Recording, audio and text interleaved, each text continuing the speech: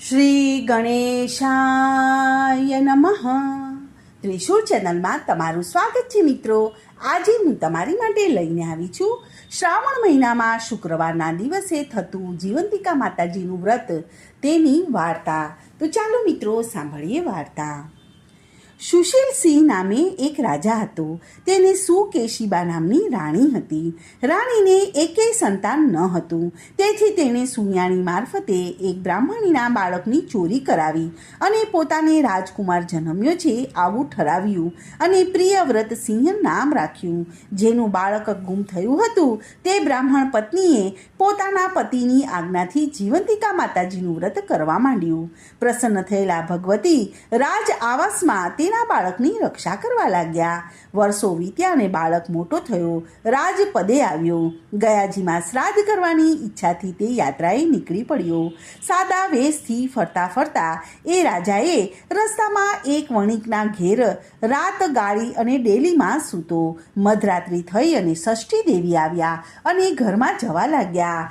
રાજકુમારના ઓશિકા પાસે જીવંતિકામાં તેની રક્ષા કરવાના કાજે હાથમાં ત્રિશૂળ ધારણ કરી અને ઊભા હતા.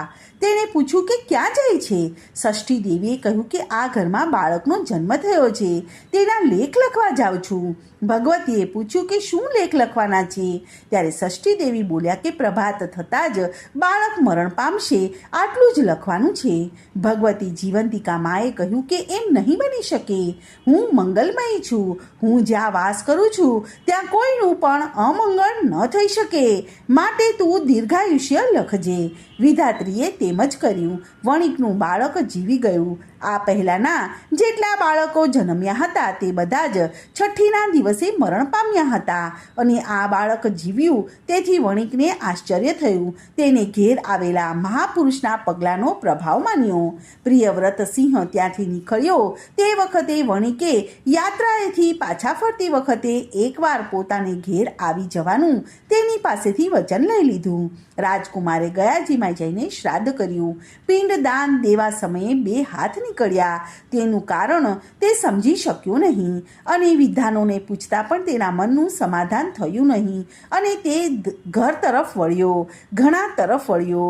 ઘણા દિવસે એ જ વણિકના ગામમાં તેને ત્યાં ઉતારો કર્યો.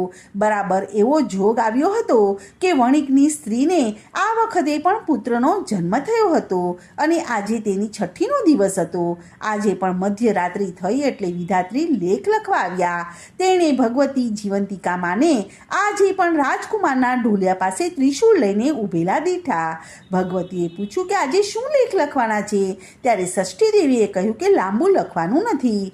સવાર પડતા જ બાળક મરણ પામશે, ફક્ત એટલું જ લખવાનું છે. માએ કહ્યું કે એમ ન બની શકે. હું મંગલ સ્વરૂપ છું. હું જ્યાં રહેતી હોય ત્યાં કોઈનું પણ અમંગળ ન થઈ શકે, માટે દીર્ઘાયુષ્ય અને સુખ અને સંપત્તિ લખજે. વિધાત્રીએ કહ્યું કે તેના કર્મ એવા છે એટલે દીર્ઘાયુષ્ય શી રીતે લખાય? ગયે વખતે તમારી આજ્ઞાથી મેં સારા લેખ લખ્યા હતા. આ વખતે પણ તમે કર્મનો ફાયદો તોડાવશો તો જગતનું તંત્ર શી રીતે ચાલશે? ભગવતીએ કહ્યું કે હું મંગલ રૂપ છું અને હું જ્યાં ઊભી હોય ત્યાં કોઈનું પણ અમંગળ ન થઈ શકે, માટે મારી આજ્ઞા છે કે તું દીર્ઘાયુષ્ય લખી દે. ષષ્ઠી દેવીએ કહ્યું કે અસ્તુ. લેખ લખીને પાછા વળતા તેણે પૂછ્યું કે તમે આ તરુણે કયું વ્રત કરીને તમને પ્રસન્ન કર્યા છે કે હંમેશા રાત્રે પણ તમે તેની રક્ષા કરો છો? ત્યારે ભગવતીએ કહ્યું કે તેની મા મારું શુક્રવારનું વ્રત કરે છે અને તે વ્રત મને બહુ વહાલું છે. તેથી જ પરદેશમાં પણ હું તેના બાળકનું રક્ષણ કરું છું. વ્રતના દિવસે તે લીલા અને પીળા વસ્ત્ર પહેરતી નથી. લીલા પીળા માંડવાને નીચે થઈને જતી નથી. ચોખાના પાણીને ઓળંગતી નથી અને અનન્ય ભાવથી મારું શરણ ગ્રહણ કરી અને મારું જ સ્મરણ કરે છે અને મને જરા પણ વિસરતી નથી. તો પછી હું એના બાળકને શી રીતે વિસરું? પ્રિયવ્રતસિંહે આ બધું સાંભળી લીધું અને સવાર થતાં બાળક જીવતું રહ્યું. રાજકુમાર પોતાને ઘેર આવ્યો. તેણે પોતાની માને પૂછ્યું કે માં, તમે જીવંતિકા માનું વ્રત કરો છો?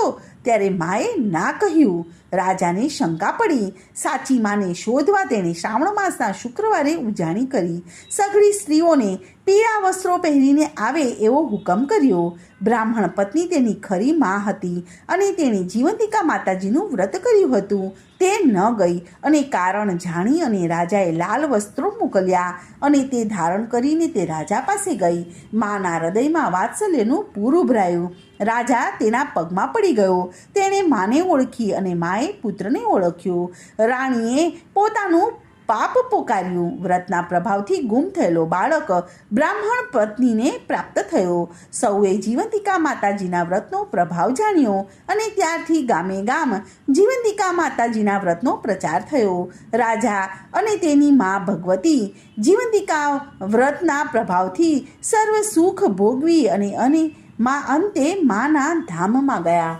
તો મિત્રો, આ હતી જીવંતિકા માતાજીની કથા અને વાર્તા. તો આજની આ વાર્તાને હું અહીં વિરામ આપું છું. કાલે ફરીથી આવીશ એક નવી વાર્તા લઈને. ત્યાં સુધી બધાને મારા જય શ્રી કૃષ્ણ. ધન્યવાદ.